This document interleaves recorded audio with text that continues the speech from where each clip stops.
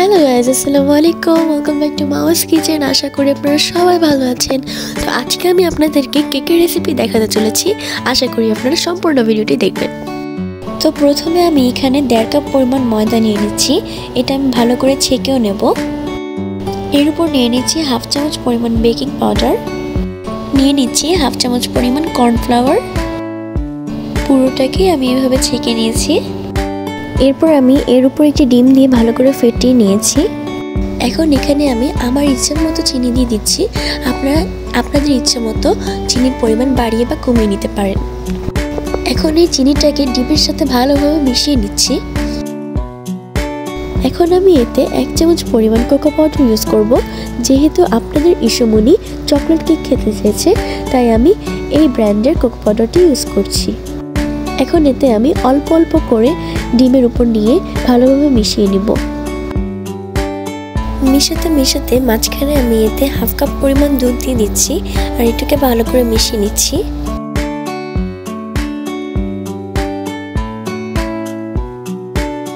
এর উপর এবার আমি মিল্ক পাউডার দিয়ে দিব 2 চামচের মতো।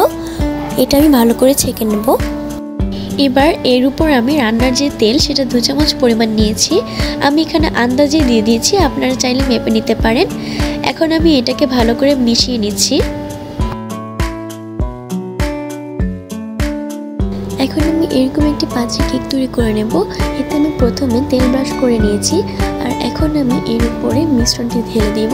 প্রতিটি বক্সেই আমি অর্ধেক করে মিশ্রণ ঢেলে নিয়েছি, কারণ এটা পরে ফুলে এমনি পুরোটা ভরে যাবে। সম্পূর্ণটাতেই মিশ্রণগুলো দেওয়া হয়ে গেছে। এবার আমি এটাকে এইভাবে ঝাঁকিয়ে নিব, তাহলে ভিতরে যদি কোনো বাতাস থেকে থাকে সেটা বেরিয়ে যাবে। এবার আমি ফুটন্ত পানির উপর এই পাত্রটি রেখে দিচ্ছি আর এখন ঢাকনাটি বন্ধ করে দিচ্ছি। ঢাকনার উপর যে ছোট ছিদ্রটি রয়েছে এটা আমি এভাবে টিস্যু দিয়ে বন্ধ করে দিচ্ছি। এখন এটি মিডিয়াম টু লো আঁচে রাখবো যতক্ষণ না কেকটি ফুলে উঠছে। কিছুক্ষণ পর ঢাকনাটি উঠিয়ে দেখবেন কেকটি ফুলে গেছে। কেকটি তৈরি হয়েছে কিনা সেটা একটি টুথপিকের সাহায্যে চেক করে নেব। টুথপিকটি যদি ক্লিন আসে তাহলে বুঝে যাবেন কেকটি সম্পূর্ণ রেডি। সেরকম আমিও একটি টুথপিক ঢুকিয়ে দেখেছি আর দেখি টুথপিকটি একদম ক্লিন এসছে, তার মানে কেকটি সম্পূর্ণ রেডি। কেকটি কতটা সুন্দর এবং সফট হয়েছে সেটা আমি আপনাদেরকে ভেঙে দেখাচ্ছি।